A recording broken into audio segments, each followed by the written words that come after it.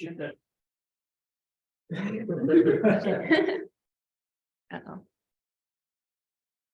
When you find that it's like very Mm. you need to go out like out of the screen and Yeah. uh, Oh boy. yeah, no, don't worry. Like, it's a very annoying. You can hide that anymore. Yeah, I can do that. Yeah, it's 40. Very perfect. Yeah. Okay, so yeah, let me start with the.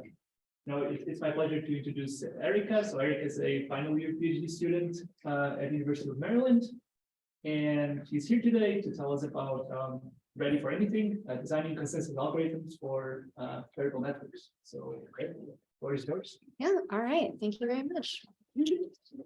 Thanks for having me. I'm excited to talk to you about sort of a couple of recent works on exactly what the title says. Let me get that mouse out of the way real quick. Where we want consensus algorithms that are in some sense can take whatever we throw at them in the real world. I'll explain what I mean about that in just a moment. So we're going to think about two models that span a couple of different works. We're going to think about what we call the network agnostic model, which I'll define in just a moment. And then we're going to get familiar with that and some of the things we can do in it. And then we are going to extend it, sort of push it a little farther, push the envelope and see what we can do. And so the general outline of this line of work is that in 2019, we started by looking at Byzantine agreement. Don't worry, the definitions are coming for those of you who want them. And then we worked our way up to general multi-party computation. Then we had a sort of a proof of concept state machine replication protocol, which was not very efficient, but it got the job done. We showed feasibility. And then in this most recent work, we came up with an efficient state machine replication protocol and also sort of dipped our toes into this extended model, which I'll get to towards the end of the talk. So in this talk, just to make things manageable, we're going to focus primarily on our protocol for Byzantine agreement in the network agnostic model. And then I'll just sort of motivate why we were interested in this extended model and some of the techniques that help us build things in it. Okay, so background and definitions as promised. So when I talk in this talk about Byzantine fault-tolerant consensus, what I mean is sort of this general umbrella of problems where we want a set of devices to agree on some sort of output, even if some fraction of those devices might be faulty. And that has a bunch of sub-problems that fall under this several decades old umbrella, including, most important for this talk, Byzantine agreement, which is sort of a one-shot agreement on binary values. And then state machine replication, where we have repeated agreement on arbitrary values. What do you mean by one shot? One shot, I mean just sort of like one time only, everybody has an input, everybody gets an output, and we all go home. Okay. Whereas Isn't it does it have an input or? It isn't. I usually think of it, well, let's go to the next slide, I think, because this might clear a few things up. And if you still have a question, we can ask about it. But when so my mental model for binary agreement is we have some system of sensors, say devices, and each of them has some sort of input. Maybe it's assigned, maybe it's like, maybe we get them out of thin air. I don't know. Maybe each sensor takes a reading. The point is that each of these sensors starts with a binary value represented by that input vector on the left there. And then they pass some messages around, do some voting, all sorts of things. And then we get an output vector where each of those devices spits out an output. Do you still have a question about the semantics? Yeah. Okay. So what we want is that they're able to make some sort of sensible decision, even if some fraction of them are faulty and might be sending completely arbitrary messages. So for example, the example I usually have in my mind is when they, way back when we're first looking at this problem, they were thinking about, let's say we have a system of sensors on an airplane, and you want something like each of these sensors is reporting either 0, plane is not on fire, or 1, plane is on fire.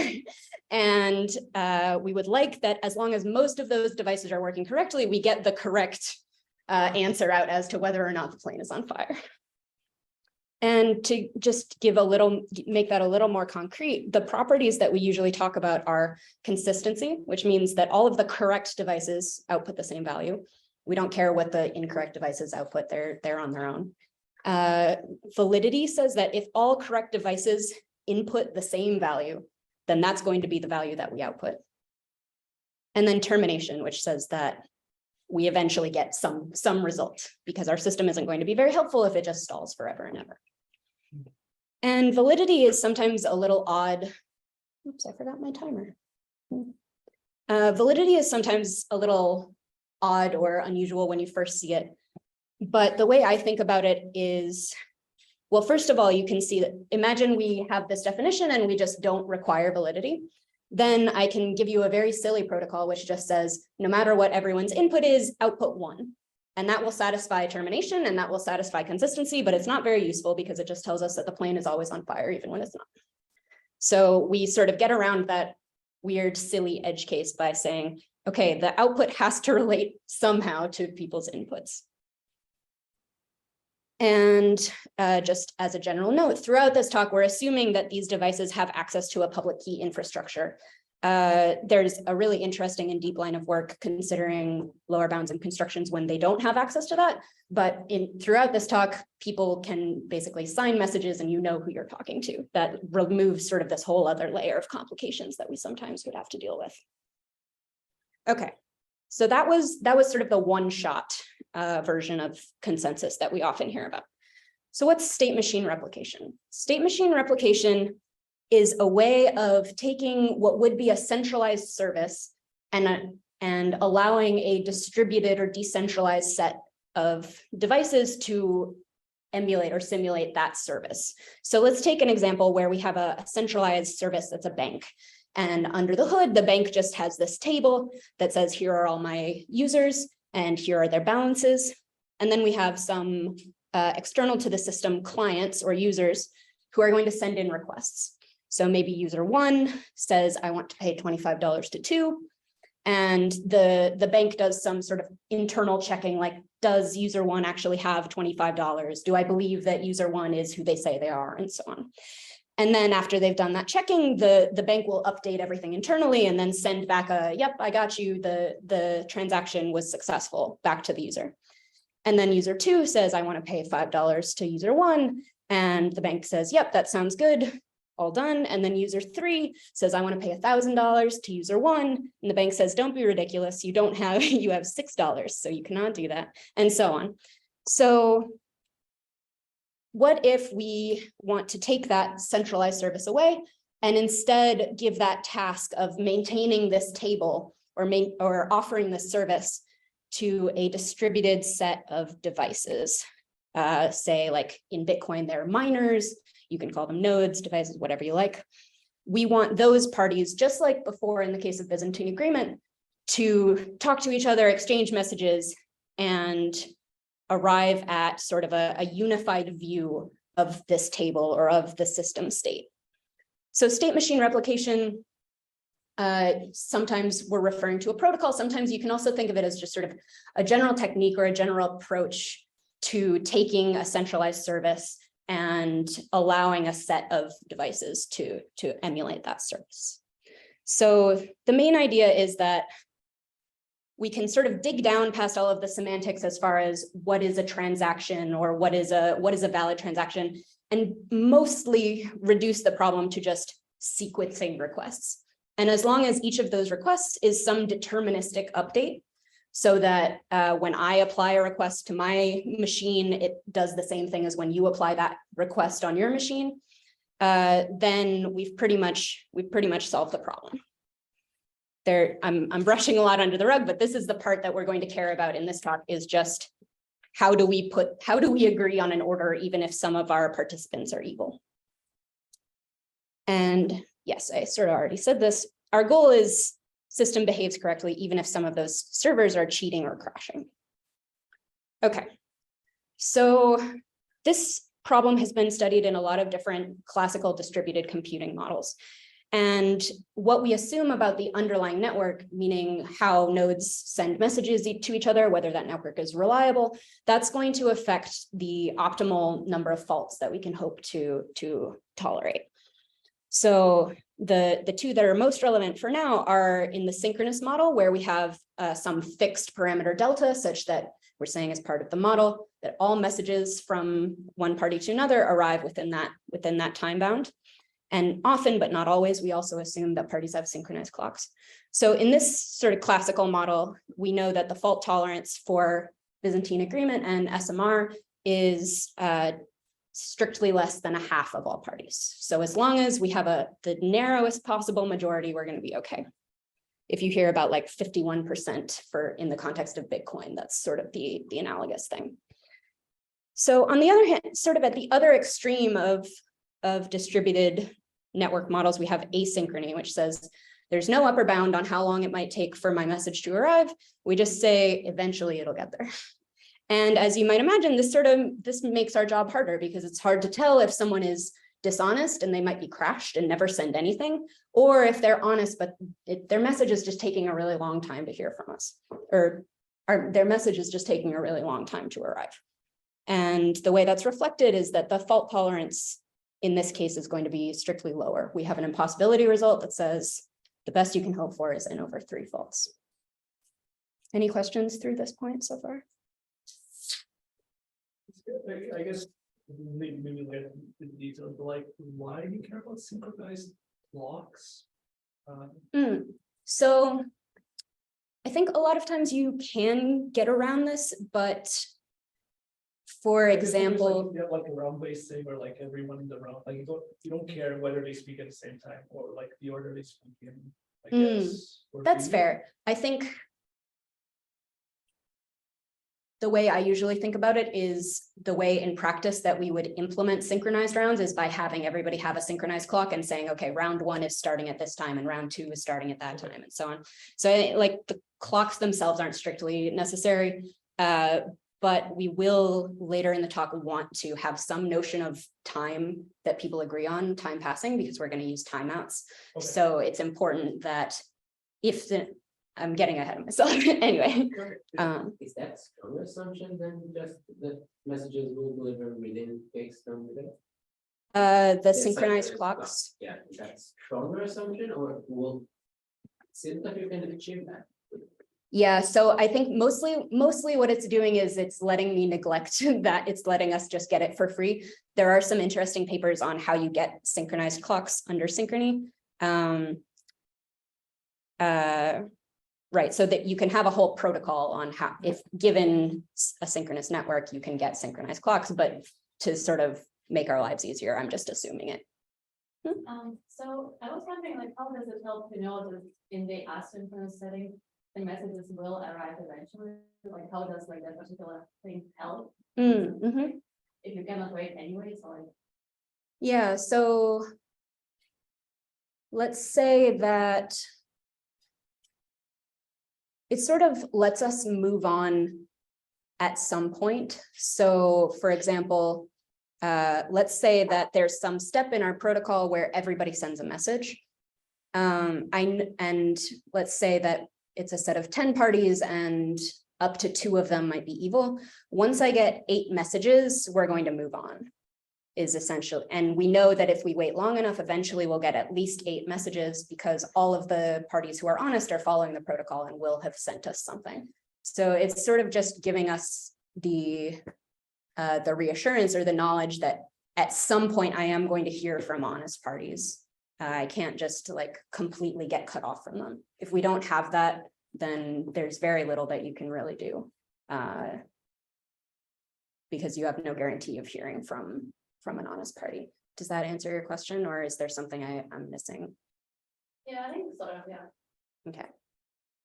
Let me know if it comes up again later. All right, so here's sort of what I see as the interesting motivation for our network agnostic model that I'm going to introduce. So let's say that it is your job to get a binary agreement protocol up and running in a real network with real devices. And the nice thing is that we even have all of these historical or classical state-of-the-art protocols that people have designed and proved, and they're great and wonderful and have all of these optimal properties.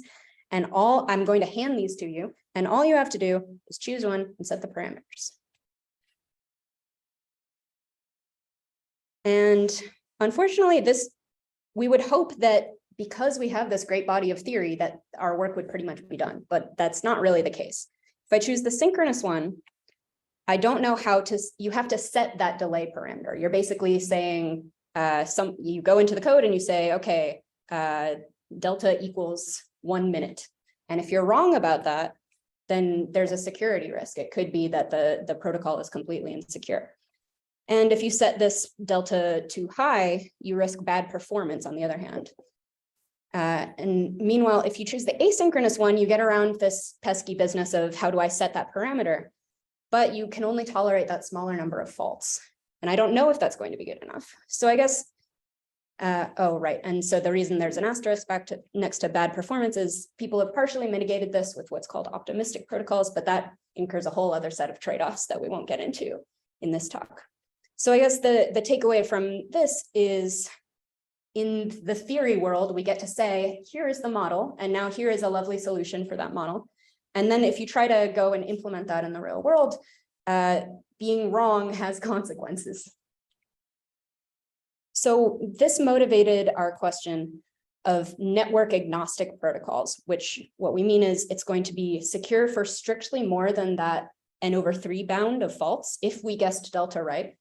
And at the same time, it's going to be secure for some smaller number if we guessed wrong. And this is not achieved by classical or standard synchronous protocols, because a standard synchronous protocol, if you guess delta wrong, sorry, you're using this gadget outside of how it was intended to be used. We're not going to guarantee anything. So if we were to sort of map these classical lower bounds. Just to clarify, Yeah. when you say, okay, you set delta, right? And I guess the adversary can choose which messages would take more than delta, and so it wouldn't show up, I guess, in time for.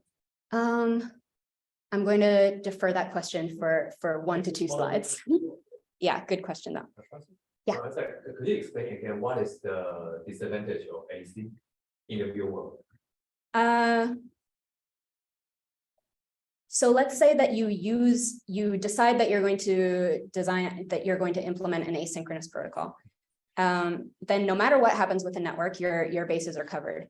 But even if the network, when you're running the protocol, happens to be very well behaved, happens to be synchronous, you can at best tolerate those n/3 corruptions. You're sort of missing out on that extra bit of fault tolerance that you would have been able to get if you had just known that the network would be synchronous. So we're trying to say, if the network happens to be good, I want to tolerate more than that n/3 bound. And if the network happens to be bad, I want to still have some backup guarantee or fallback guarantee. I guess another question is it reasonable to expect like more than n/3 faults in the real world network? I don't know about reasonable, but if you can tolerate it, Oh yeah, sure. you want to. I think that's more how I think about it. And the answer is it depends, in the same way that the answer to is it realistic to assume that all messages arrive within 1 minute depends on your network. I mean, a lot of these results and constructions date back to what some people jokingly call the 5 servers at Google model, which means that you're designing these with the intention that they'll be used by 5 servers all sitting in the same office in Google's offices that presumably no one can really mess with. And now more and more, we find ourselves trying to design protocols for the internet where maybe a delta of 2 days is probably fine, but I don't know. And so, yeah, so realistic, I don't know, but we're cryptographers. We like to get the best guarantees we possibly can. So. Right, so if we sort of wanted to think about graphically what had been done before, we know that don't bother looking for any solutions in these areas that I've grayed or blued out, because we have impossibility results that say you can't do anything there. And if we were to map a standard asynchronous protocol, it would sit right there at n/3. It's happy whatever the network is doing, but it's only going to tolerate that many faults. So our question was like, what, if anything, can we do in this no man's land here that hadn't really been explored? Suppose your delta is not a fixed threshold, instead it's like a distribution. Let's say, after time t, you know that, like fraction of the nodes in the network don't receive that message with some probability, like it's a curve instead of like a very clear cutoff. Would the result be different? Yeah, so I'll give two partial answers because, to be honest, this is a little bit getting outside my exact area of expertise.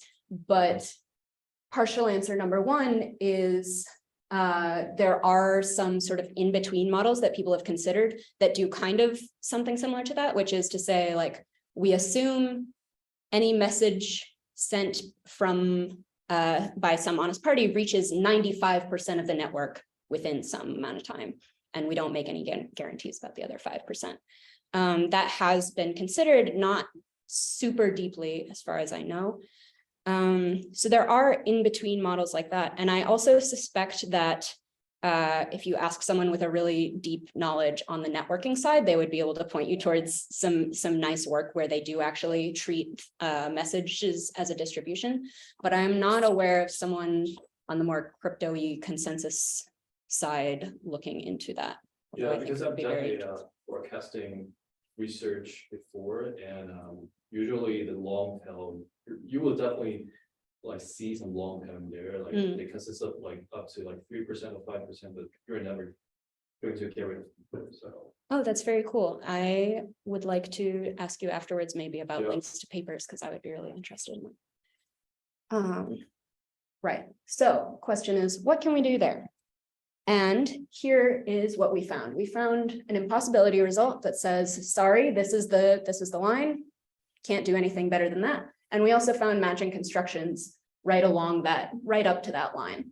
And so this sort of gives you the ability to tune the threshold that you want in each case.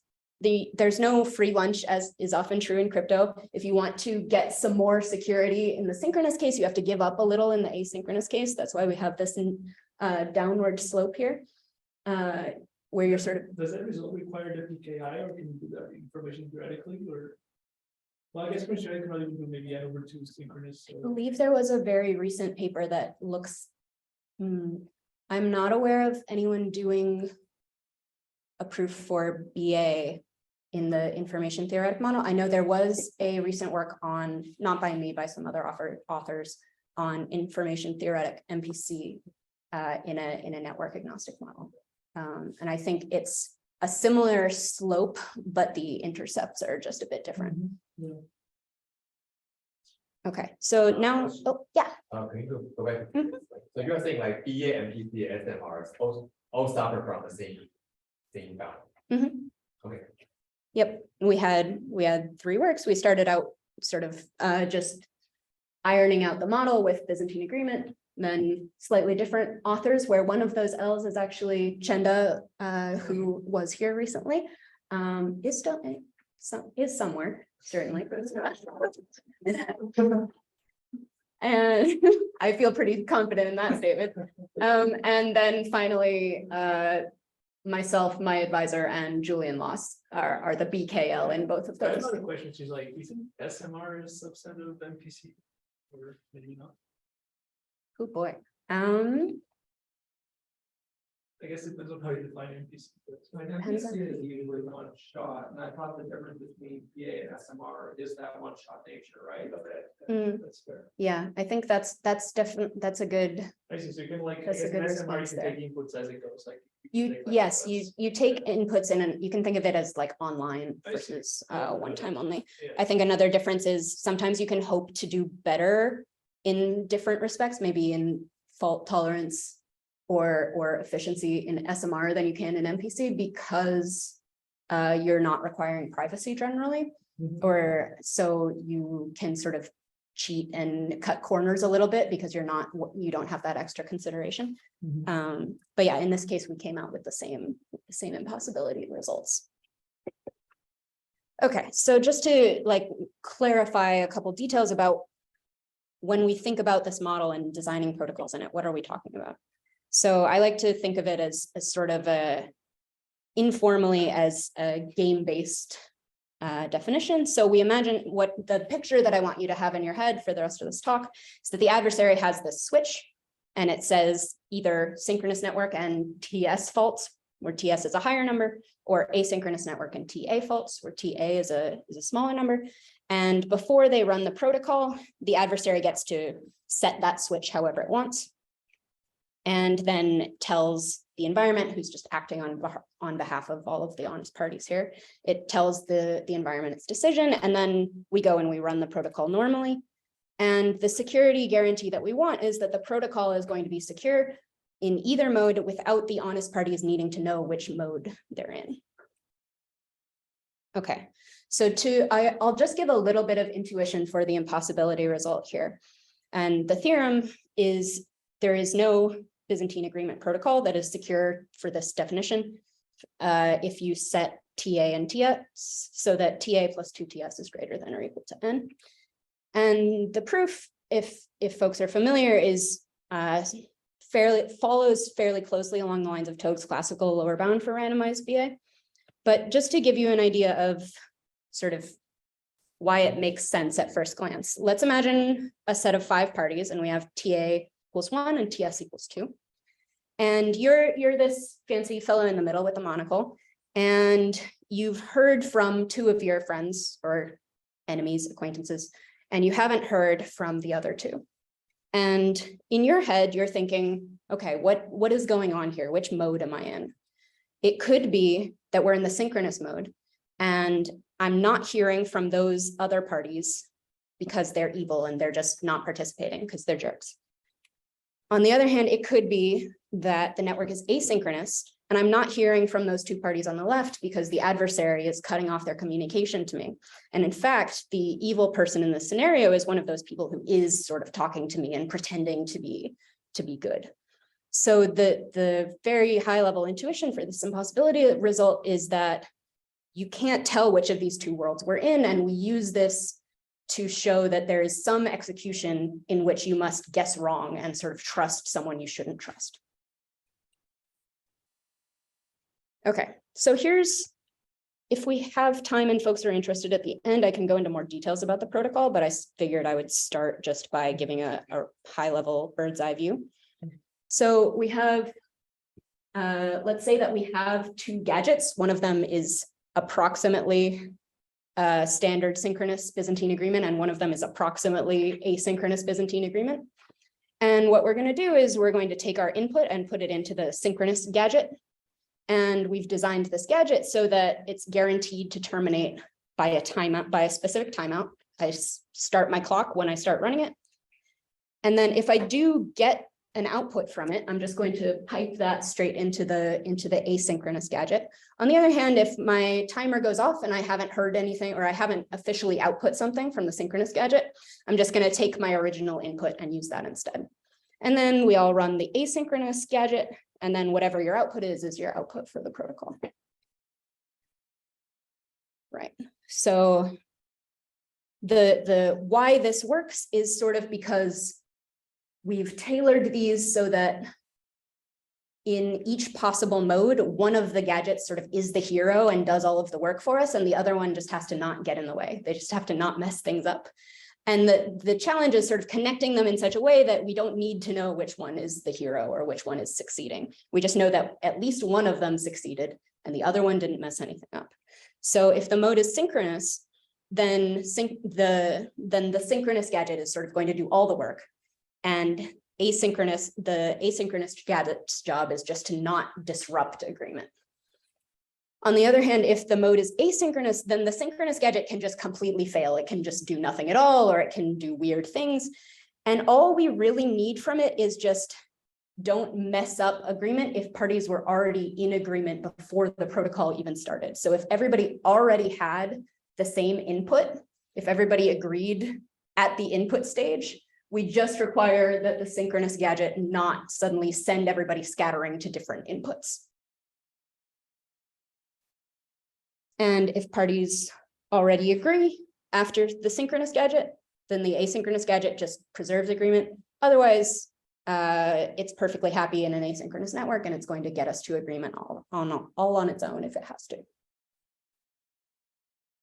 Okay, so something that was sort of confusing to us even designing this protocol was if the synchronous gadget terminates by the timeout, why do I need to go run the asynchronous gadget? And sort of a counterexample to how that would break things is, say we're secretly in the asynchronous mode, and the adversary makes it look synchronous. So they're going to let everybody talk to each other normally, except for one party who they just put in a corner and don't let talk to anybody. And if, let's say, all of those parties who are communicating normally go, like, look around and go, well, we finished the job, we're just done now, and they sort of all leave, then the last honest party is sort of stuck all by themselves, like, guys, is anybody here? And is unable to reach agreement.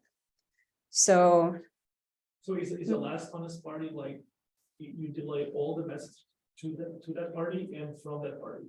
They both are like outgoing and incoming, or I think I think until after the point where Right. everybody has terminated the synchronous gadget. Yeah. Okay.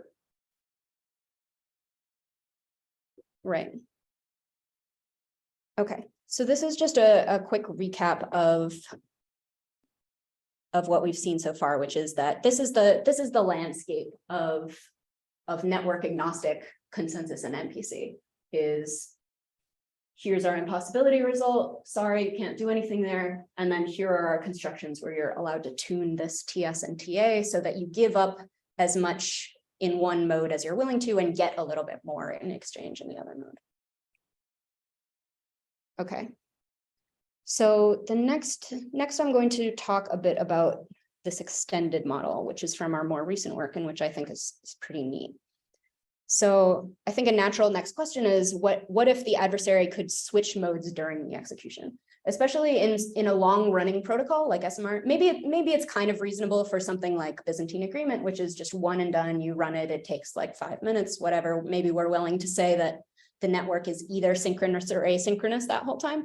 But for something like a blockchain or SMR protocol where it might run for days, weeks, months, it's pretty reasonable that we might want to allow the adversary to change that over time.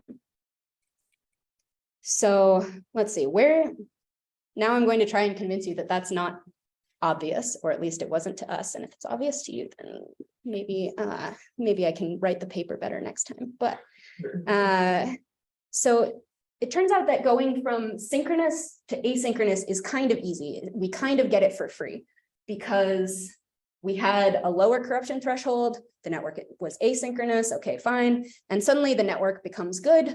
And then maybe the adversary corrupts a few more people, whatever. This is more or less for free.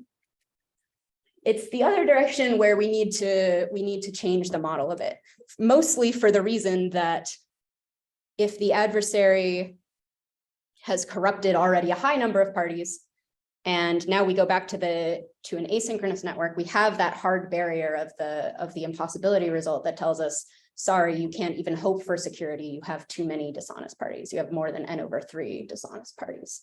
So at the very least, we're going to need to change our model so that we have some notion of uncorrupting or of rebooting parties. Otherwise, there's sort of nothing we can hope to do. Can you use some intuition why the first one is free? Sure. So let's It's like interrupting more parties. Right? yeah. Like you don't know you changed. Mm-hmm. Or, okay, yeah, I guess maybe for free is a bit misleading. I guess we start seeing like all the messages within something, I guess you can kind of tell, or like, well, not really tell. I guess the short answer is that this is basically the partially synchronous model, and we know how to do things in the partially synchronous model. But although in the partially synchronous model, you still can't tolerate more than n/2 fault or more than n/3 faults. So I guess there is still something non-trivial there. Mm-hmm. But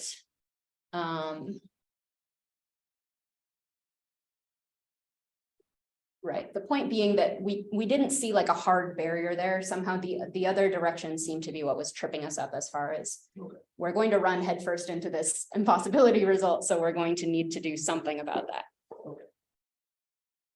Okay, so that brings us to this idea of what I'll call the extended network agnostic model. And the idea is that we're going to equip the nodes with some sort of reboot capability that flushes out the adversary. Let's say that they have some ability to reboot in safe mode from some code that's in untamperable memory. And the problem here, again, is that rebooting isn't going to erase secret keys from the adversary's view. The adversary does not suddenly magically forget your secret key just because you rebooted your machine, even though they're not actively controlling you anymore. And so what we have is this scenario where you have some party who's initially honest, and then they get corrupted by the adversary. We call them actively corrupted. And then we're introducing this new reboot functionality. And now they're going to be what we call exposed or passively corrupted, where the adversary still knows their keys, and we somehow have to help them refresh their state, essentially. So, right, so here's our sort of game-based picture of this model, where let's say that these are all of our players, and the adversary is going to pick their initial mode the same way they did before, but now we're going to let them sort of switch back and forth as they want. And at certain points during the protocol, the environment is going to say, by the way, these parties were rebooted. And I'm kind of intentionally glossing over some details about the reboot, but you can think of it as if there is some condition that is out of the control of the adversary that just sort of happens periodically. You could think of it as like it reboots once a day or something like that. The adversary is also able to voluntarily leave if say it wants to corrupt somebody else instead. But we also have this reboot mechanism that's just at pre-specified intervals, parties get rebooted. And something that's maybe a little unintuitive is that— Is this like weaker than adaptive corruptions, I guess? Weaker. Or the same, because I guess the adversary sometimes is like forced to leave, essentially. Yeah, it's how we're sort of flavoring a mobile adversary who's able to leave certain parties after a while, or who hops around between parties. So the reboot somehow is intended to be oblivious. It's not as though somebody is saying, hey, wait a second, I'm corrupted, I'm going to reboot. It's more as though everybody reboots, just like your department makes you change your password. Wait, maybe you don't have to do that. There was something about CMU doesn't have to change passwords because they successfully lobbied that it doesn't make sense as security advice. Is that a real thing or just a folk tale that I hear about CMU? Anyway, I have a professor at Maryland who went here, and she specializes in passwords, and she has long since given up trying to convince UMD that it doesn't make sense to tell people to change their passwords every 6 months. And what that actually does is make people make bad passwords and so on. Anyway, that's an aside. But you can think of this as everybody changes their password every 6 months, or probably more often than that. But and that's what is rebooting and kicking the adversary out. So let's say now that the adversary says, okay, those parties got rebooted, so now they're not actively corrupted, they're just exposed. So I'm going to go and corrupt P3 and so on. And so we can think of, in addition to the adversary having this switch at their disposal, they also have this sort of this is, I guess, the adversary's dashboard. They know at any given point how many active corruptions they have, and they're allowed to actively corrupt up to either TA or TS, depending on which mode they're in. So exposed in addition to the TA or TS. Yes. Yes. Question. So for those exposed parties, do they know that they was corrupted before? Not necessarily. Okay. Good question. So this brings us to sort of an interesting trade-off space where, let's say, do you want to use threshold signatures or secret sharing in your protocols? And our answer when we did this work was, of course, those are great tools that let us do neat things and get more efficient solutions. So it turns out that then as I was sort of saying earlier, you need a way to bring those exposed parties back on board by refreshing their keys so that now they can participate without the adversary being able to impersonate or read all of their mail. And so that is sort of a general ability that we call proactive key refresh. And the catch is that that's impossible versus a fully mobile adversary, which was a bit of a bummer at the time. And so the trade-off that we decided to go with is that our protocol is secure against a constrained adversary who can only move within some fixed set of TS parties. And the intuition here is you're using threshold signatures or secret sharing. If nobody refreshes their keys, then of course, as soon as the adversary hops to that TS plus 1th party, they can just do whatever they want. And so somehow we need that key refresh if we want the adversary to be able to hop between more than TS parties. So, but it's like, is SMR in the fully mobile thing actually possible? Or is it just like this approach that is not? So this is sort of, I think, an interesting open direction, which is if you say like, nah, I don't really care. I don't really feel the need to use threshold signatures or secret sharing. Then that's an interesting open direction where it's how do we get equally efficient solutions? And then Is there an inefficient solution? sorry, is what an inefficient Like, solution? is there, because you're saying, okay, it's open to get like efficient, network agnostic SMR. Oh, it's open to do it at all, as far as to my knowledge, doing it at all is open. But the reason that we wanted to use threshold signatures and secret sharing specifically is because within state machine replication, a lot of the most efficient protocols that we know of rely on that in order to get good communication complexity. Sorry, I should have mentioned this earlier, but whenever I say efficient in this talk, I usually mean communication complexity instead of some other measure. You don't care about number of rounds. I mean, No, reviewer 2 does though. And we said, that's nice. We didn't do that. So that's open if you're interested in it. Right. So we decided within this trade-off space that we wanted to use threshold signatures and secret sharing. And that sort of said, okay, in that case, the next best thing, we can't get fully mobile adversaries, but okay, fine, we're happy with a solution that's secure against a constrained mobile adversary. And that leaves open, I think, this other interesting direction, which says, can you get equally efficient solutions without using those techniques? Okay, so just to summarize sort of our work and the state of the art, we have a table here where prior to this work, and I believe this is up to date, but if you happen to know that it is not, please let me know and I will update it. Where in the asynchronous network, which are the protocols that tend to be most similar, we know of solutions that have the optimal corruptions and that have n/3 communication complexity per n transactions. And then in one of our earlier works, which was the network agnostic, what I called the proof of concept network agnostic SMR, we had this optimal corruption threshold, but the communication complexity was not very good. It was n/4. And then You're using n for the number of transactions and the number of parties. Are these the same? Or- yeah, so here we have made the choice to have the batch size be O of n. Okay. Yeah, That makes- you can do it for other ones, but usually if we care about just minimizing the O of n for the communication complexity, that's just sort of the choice that makes the most sense, that allows us to that's the local minimum for the communication complexity, is when the batch size is O of n. Okay. Good question.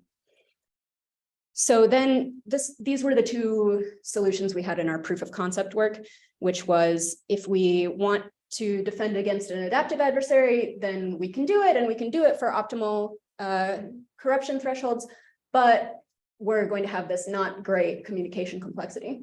On the other hand, when we limit ourselves to just a static adversary who's just not hopping around, not adaptively choosing corruptions, we get a solution with almost optimal corruption thresholds and pretty good communication complexity.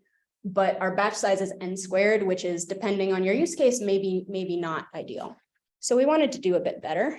And in our latest work, we got this protocol called update, which can be either in our network agnostic model or in our extended model. We prove security of the same protocol in both. And we match the communication complexity of the standard asynchronous algorithms. And then we have upstate, which is a pure network agnostic static security protocol that improves on upgrade by keeping the same amortized communication complexity, but bringing the block size down to a more reasonable n. Is there a lower bound in the communication complexity that we can achieve?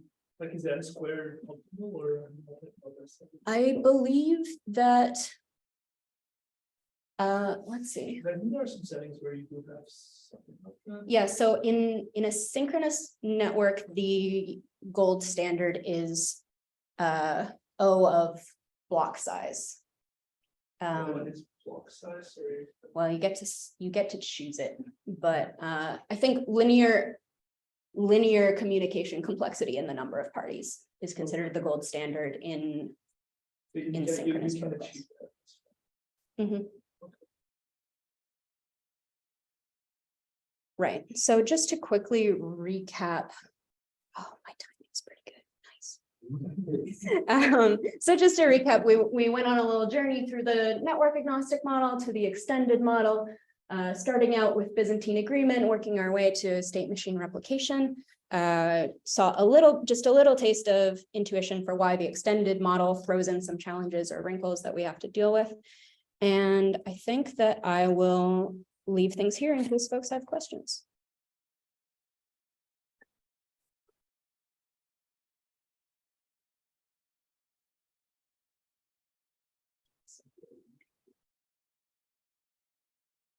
Any other questions? Yeah, so you have some extra slides as well, right?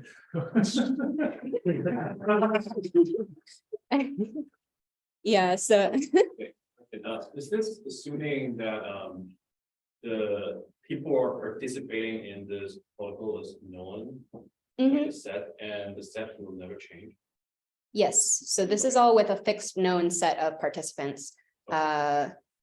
Because we rely pretty heavily on PKI, you have to do quite a bit of extra work, I think, if you don't start out with a fixed known set of participants to get I see. a PKI. But Okay, because now the blockchain environment is basically without a fixed set in general. mhm. Like, because people come and go, so. Yeah, I think actually I think Dalia Malki and a couple other people just had a good paper on sort of fully dynamic blockchain in a fully dynamic network where parties are joining and leaving freely. But I'm not up to date on it, so leave that as exercise.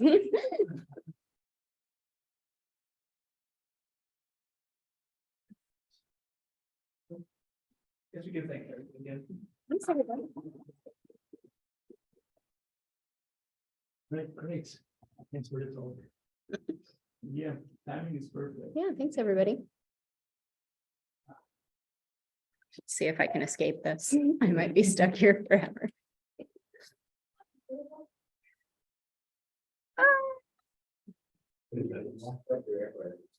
I think that's like is recording. Ooh, yeah.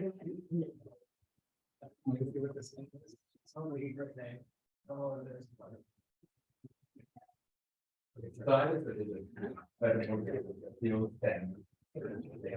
in when you're age like